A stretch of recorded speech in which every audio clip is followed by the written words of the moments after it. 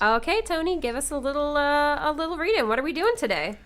Well, today we, Hold Fast, the LARP podcast, are going to talk about the LARP Blues. Yeah! All right. That was really excited for talking about the LARP Blues. Low-key, I'm just very excited to be here recording. Also, I realized while going back through some of our old podcasts, we just don't introduce ourselves anymore, and we've gotten a lot of new listeners. So, hi, my name is Erica. I am one of your hosts. And I am Tony. I am the other host. Yeah, we are Erica and Tony, your hosts. Today we are joined by Hilary, who I will allow to introduce theirself because you're kind of a very special guest today, actually. Yes, so I've been told that I should use my actual title. I am Dr. Hilary Alteen, currently working on a specialty in psychiatry. I graduated from Memorial University, and I've been asked to come in, A, because I'm part of the LARP group, and B, because Erica asked me very nicely, and it's hard to say no to Erica. Tell that to my boyfriend. Says no to me all the time.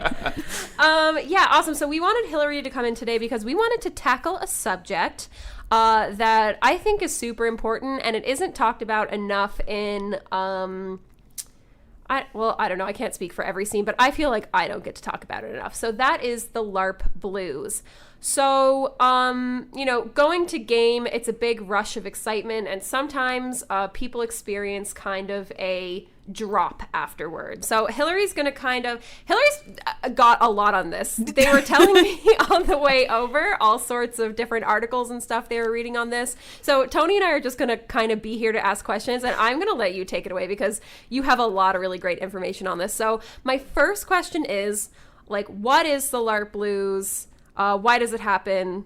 Take it away. Okay, so if we're gonna define LARP blues, quote unquote, it's a feeling of sadness, actually compared to a grief reaction in some literature, that one feels after the end of a LARP event when you have to go back to basically your real world life and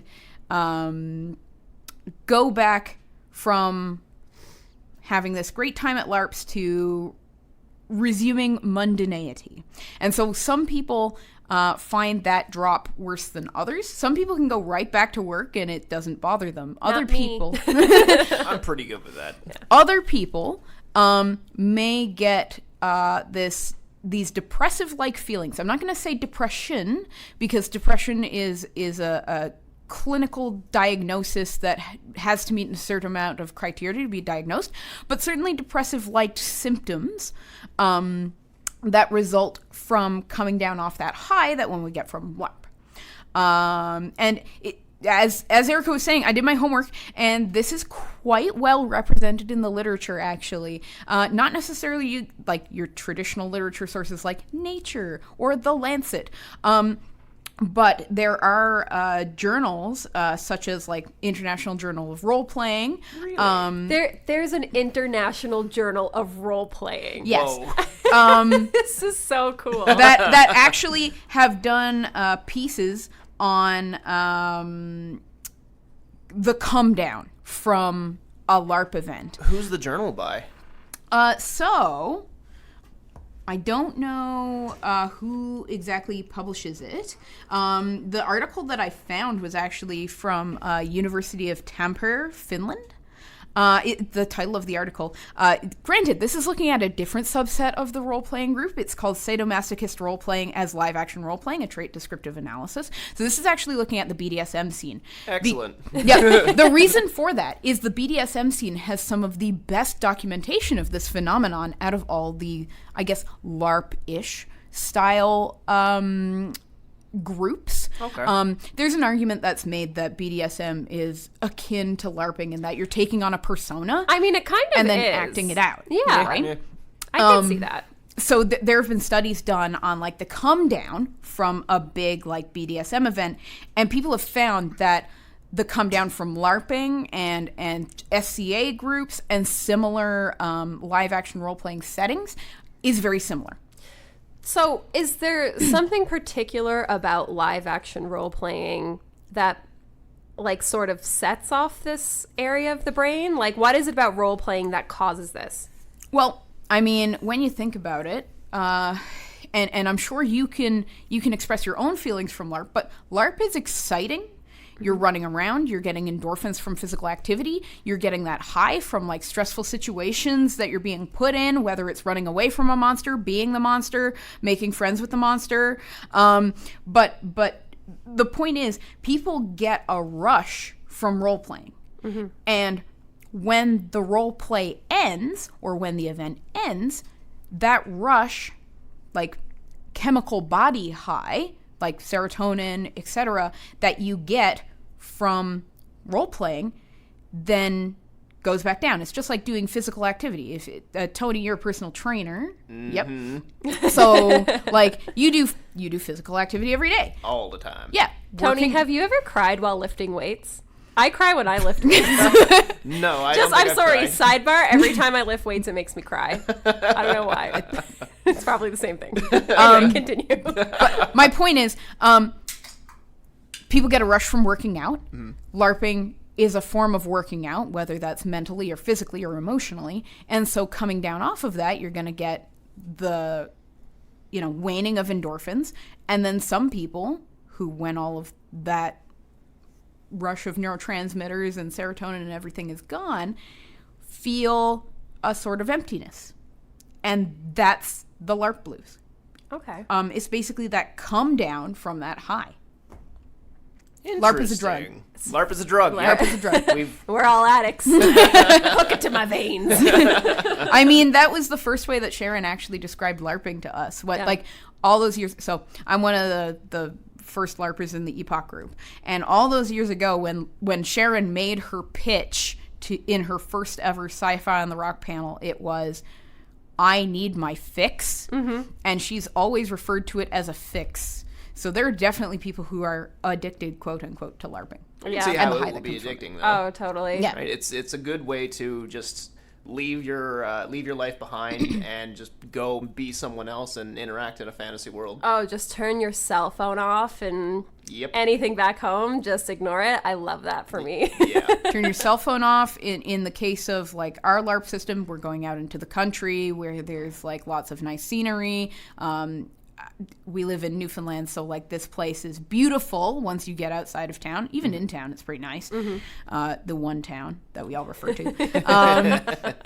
But there's also that change of scene as well associated with LARP is that we get, and all of that culminates in this feeling of, quote, LARP blues when you come back to your life that's kind of mundane compared to LARP. Some people will actually get genuine like depressive symptoms where they will cry or break down, have that sort of, not necessarily anhedonia, but sort of a lack of interest in general activities at home because they're not as exciting as normal as you would get at LARP. I know, fighting goblins is definitely more fun than, say, doing my homework. So there's that as well. And there's also just the, and this is one other thing that was mentioned, which I thought was very interesting. There's the isolation. Mm-hmm. Because when you're at LARP, you're at a place with all of your friends, basically, or at least people that you enjoy being around, one would hope, because you're stuck with them for 3 days, in our case. And then you go back to your regular life, and sometimes you might not see people from the LARP group for, like, weeks. Mm-hmm. Yeah. And if you have nobody to talk to about LARPing things, and that's something that you enjoy, then you feel very isolated, and that can also contribute to symptoms of just feeling sad and alone. Mm-hmm. Yeah, totally. Yeah, I get that. Would you say that people who are more prone to depressive symptoms or actually have depression are more prone to feeling like this, or is this just like an even across the board feeling that everybody will experience? I think that could be a part of it. I also feel that people who experience bleed are way more likely to get depressive feelings. You mean emotional bleed? Emotional Yeah, bleed. could you explain just a little bit what bleed is? Especially like I feel like I can sit here and be like, bleed is when like you can't, separate reality or whatever, but that's just not what it is. Like from an actual like clinical standpoint, could you explain what that is? Yes. So as documented in LARPing literature, bleed is when character emotions and feelings bleed over from game into your life. So it is more common on people who have difficulty compartmentalizing between their LARP life and their character's life and their life. So one way that some people might experience bleed the hardest is if their character is played too close to how they actually are, and so they're reacting as them, and they feel like they are the ones in that situation, and so when they pull back out of the situation, those feelings still have a chance to carry over.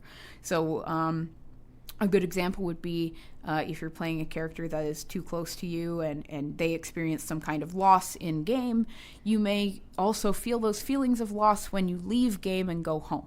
I feel like bleed is more easily felt by people rather than LARP blues, because like Tony said, like, you don't really get the LARP blues, right? Not really. I don't really either, but I feel like bleed is definitely something that has come into most people's game, especially because, like, if you have an intense moment with someone and then you're like, do they hate me now?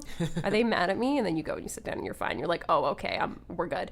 But I love having a doctor here. but yes, it's almost like, I don't want to say bleed is like a step towards the LARP blues, but definitely somebody who feels bleed is probably more likely to feel LARP blues, at least based on anecdotal evidence and reported evidence from LARPers. Cool. It's kind of like in the same kind of ballpark, maybe. Yeah, well, I mean, if you're more likely to take home feelings from game, you're also more likely to feel that out of game, and then also when the game time ends, feel the emotional sequelae of the loss of being able to interact in the environment.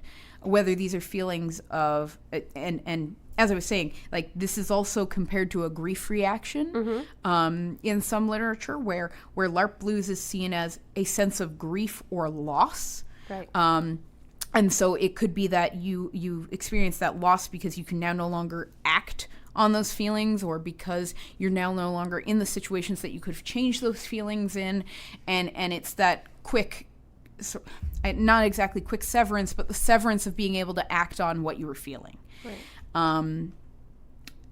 In relation to that, people who don't necessarily have bleed can also feel that sense of loss, in that, well, now they have to go back to their regular life and they've lost that connection that they've had to friends, or the connection that they've had to the world that they were in. And they may actually play out through those stages, the first of which is sadness, etc. Do people actually go through the whole full process of acceptance, reconciliation, grief, and blaming oneself? That's up to the person, but there's suggestion that people do go through those stages. I'm finding this so fascinating that there's actual, like, journals and stuff on it, because when you do think about it, like, LARP is a very emotional game. Like, I've cried like a baby almost every single game that I've ever been to, you know? I've only done it in one. And it was for a very good reason, I feel. Like Ig or Oog? Like Ig. Oh. My character, like Val, cried in-game. Huh. Yep. She only let one person see her do it, but she did it. And it was because this person, I'm not going to say who, I think I know this. but this person did something, and Val was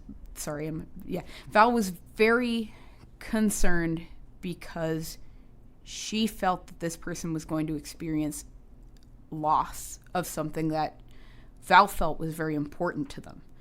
And maybe it wasn't something important, but I think it was something that the person in question, or at least the character in question, Val, thought, if this character loses this, then it's going to be a big thing for them, and there's going to be a lot of emotional fallout. Was that this year or that was this year? Dang. Vague and ominous. Yeah, vague and ominous. Well, I mean, like when Moggy's character died, when Degrin died, and we all thought that was, he wasn't gonna spend the XP on a regen. Yeah. Like, I cried. Alex, I don't want to call him out or anything, but Alex cried, we know Michael is fine, and we can separate, that reality and stuff like that. But it was like the loss of a friend. Like, yep. If Degrin Brightforge didn't come in game anymore, it is like a grief. Mm-hmm. That is like, I've definitely felt that night. I can't remember. I remember feeling that weight in my chest, and almost as if I wanted to well up, but I didn't. until last game anyway, but Yeah. that's another thing entirely. So yeah, this is, I don't know, this is just like opening me up to a whole area of LARP that I've never really thought about before. So continue. So okay, now that we kind of like have an understanding of what Larp Blues is, if there's anything you want to add on top of that, please do. But also, like, is there a way to avoid it? Should you just feel through it? Like, what do you do? Okay, so this is also well studied because LARPers, apparently when we like research something, we go very in depth. And It's almost like we're all nerds. It's almost like we're all nerds. Okay, so the way that they have found to avoid this is, there's two ways you can do it. One, you can have a formal debrief session after a game, like a structured debrief where you talk about game, where you talk about what your character did. We kind of do this to a degree on the forums, yeah.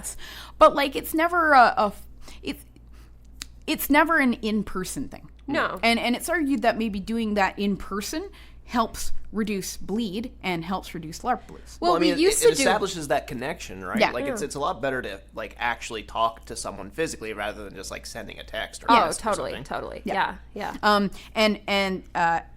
As I said previously, one of the best groups that this is studied in is, well, aside from the Nordic LARPs, the BDSM community, and this is where their like whole aftercare and debrief thing comes from in that community, is because of they've had to deal with these feelings, and they've adapted a way to deal with it. So a lot of LARP groups that do have those debriefs kind of model themselves after that structure. Bunch of sickos. No, I'm just kidding. You say that, It's a but joke, like, it's a joke. I will argue that BDSM and alternative sexualities are more common in the, fringe sci-fi LARP and fantasy groups. So, I believe you. I wouldn't know anything about that. I mean, that's also well studied. Marginalized groups congregate together. Mm-hmm. So, since sci-fi fantasy was marginalized for so long because of the D&D scares back in the 80s, Summoning Satan. apparently summoning Satan lumps you in the same group as the LGBTQ community, the BDSM community, and other marginalized groups within society. Hey, I'll take it. I think there's actually also like a higher number of people of like different like backgrounds in sci-fi and fantasy as well because of that marginalization. But that's besides the point. That's a different study. But coming back to the topic, the other way you can do it, and I feel like this is the way that our LARP has gone, is create safe spaces where you can congregate regularly and talk. You mean like crafternoons and Like meet and greets like and stuff? crafternoons, meet and greets, etc. Oh, okay. Yeah. And just provide mutual support, mutual care for each other. Like a big thing they recommend is actually looking out for your friends during that time after LARP. I actually want to make a shout out to Caredwin in our game. Yeah. I'm not going to use their real name, but Caredwin is really, really good at doing that whole aftercare thing of, hey, are you okay? Hey, are you doing fine? And they will always post the most positive and wholesome messages. I love them so Yeah. much. There's also a Facebook page that's called like LARP Wholesome Posting Yeah. or something. I think Yeah. you're a part of it. I am, yeah. And that's also part of that. Like promoting positive things about LARP so that when you come down off of a LARP weekend, you remember the good things, you focus on the good things, and you adjust back to society easier. Totally. Dope. Oh, Jesus, what was I about to say about that? I lost my train of thought.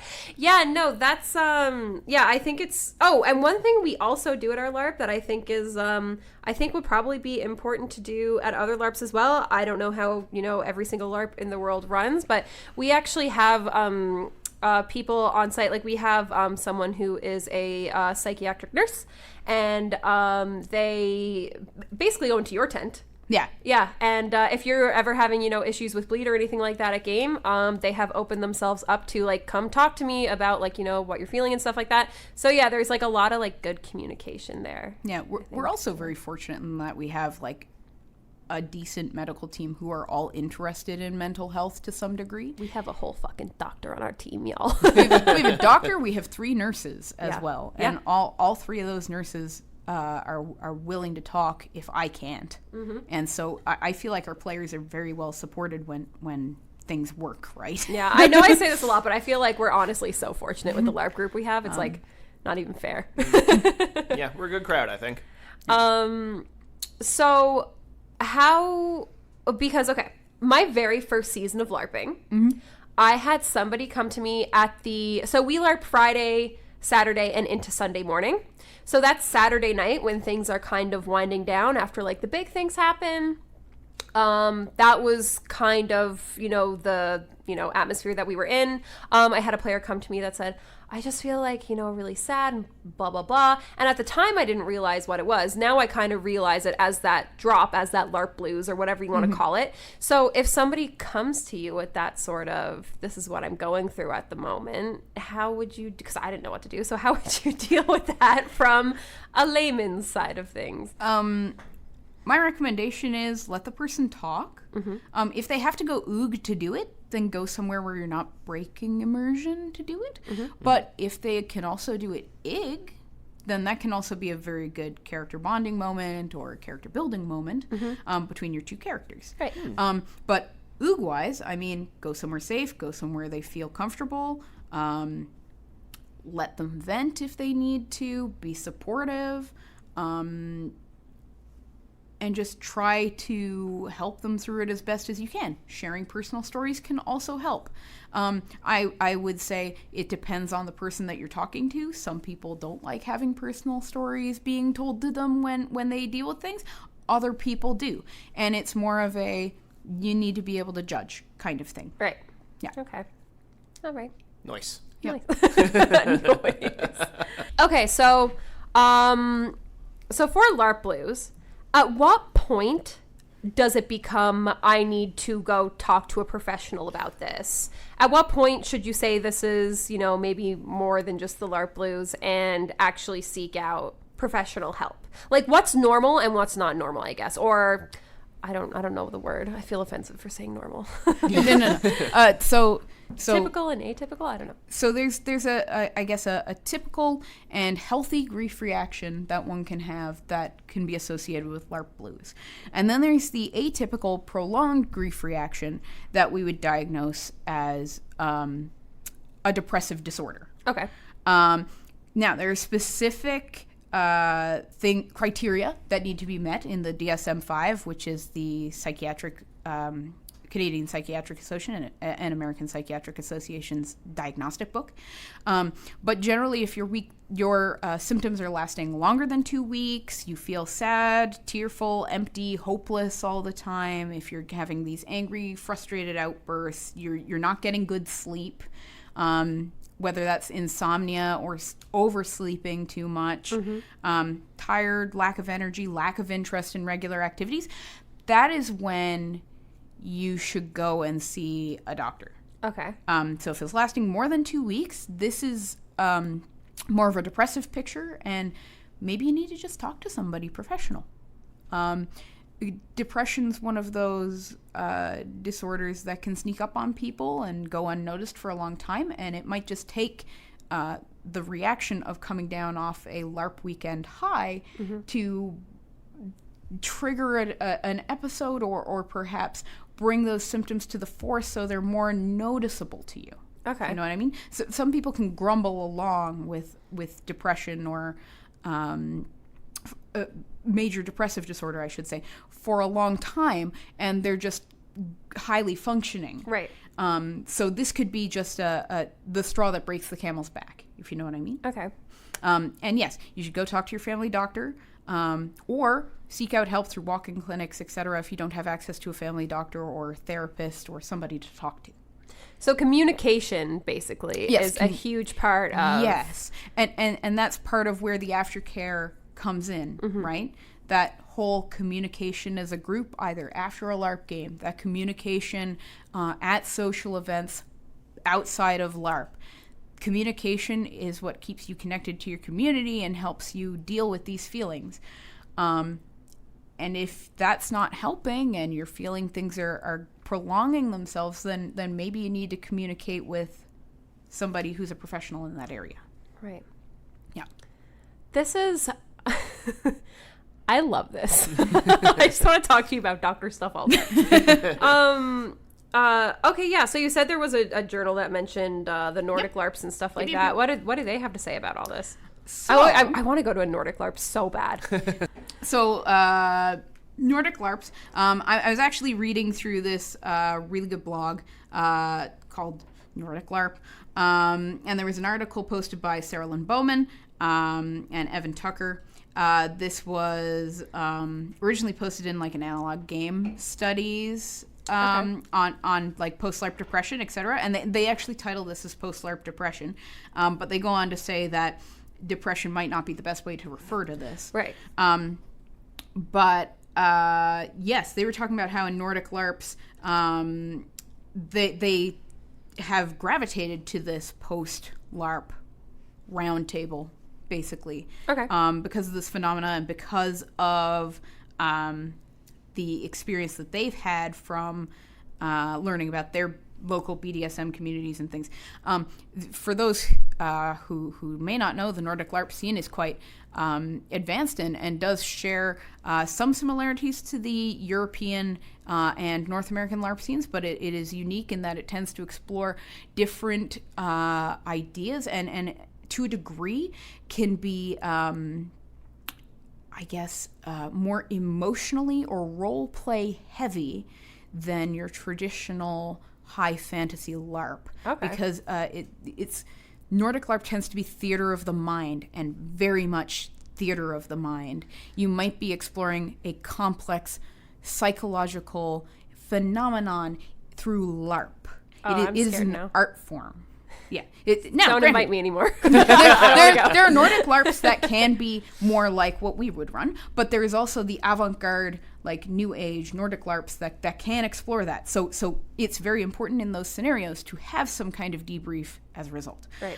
But they were talking about how this relates to the BDSM community and what they went through, and they said one of the common strategies of debriefing is to tell stories. Mm-hmm. So we do this though. Remember all this. the Robbins visits we used to have before Robbins closed down? Yeah. Let's bring it back.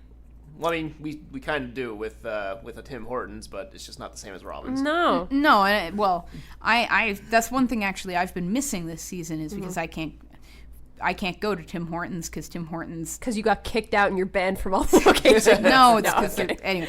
That didn't happen. I'm kidding. I won't go into Tim Hortons coffee, but let's just say it has to do with the Tim Hortons coffee. But I don't go to Tim's, which means that I don't get those debriefs anymore, and I kind of feel like less connected to the community because of it. Even though Craft Noons happens at my house, right. But you're kind of hosting in that sense, which can be a little hard to. I am, yeah. When I'm there, because I've been working night shifts and things. But that debrief is very important. Like having that post game just discussion's nice, and it makes a big difference.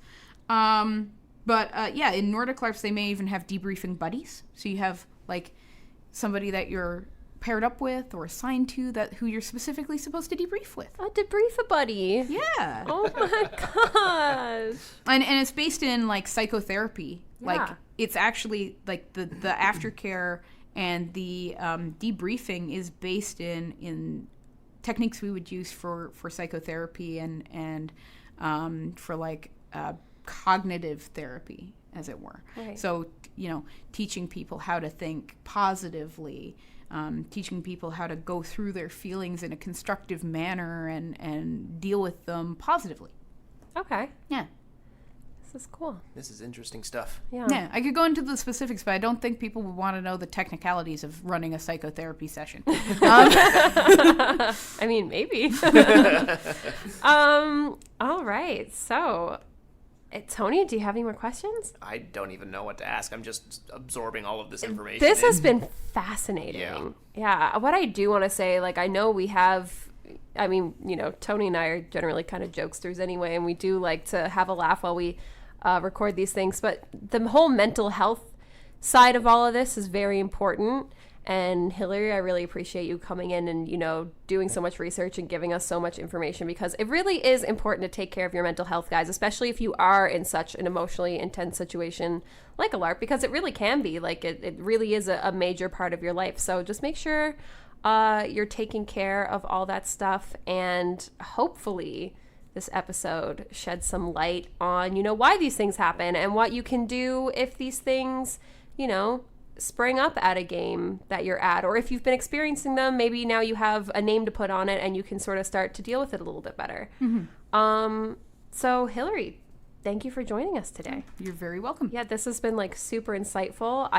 I love this. Please come on and teach us more. This is amazing. If you guys want to check us out and figure out when episodes are going to be posted, because Lord knows we don't have a schedule, you can check us out on Instagram at Holdfast LARPs, or you can check us out on Facebook at Holdfast the LARP Podcast. Yeah, so this is kind of our end of season. I will say we may take a little bit of a break because we're working on a big holiday episode. It's gonna be amazing. I can't wait for you guys to hear it. I've never put one of these together before, so Lord knows what's gonna happen, but I think it's gonna be epic and beautiful and wonderful. Yeah. there's a lot being planned. So yeah, we may take a short or a small break for that because we want that to be really epic. Then we are going to take another short break before we get into season 3 in the new year, and then we will have more to can you believe it? Season 3. Season 3. Holy shit. We're old. Yeah, so again, Hilary, thank you so much. Do you have anything else you want to say before we sign off? Take care of each other. Take care of yourselves. Yeah. Practice self-care. Oh, Yeah, that's wonderful. Tony, I'll see you at game. See you at game, Erica. Hilary, I'll see you at game. See you at game. This is awesome. Okay, we'll talk to you guys soon. Have a good day, guys. Bye.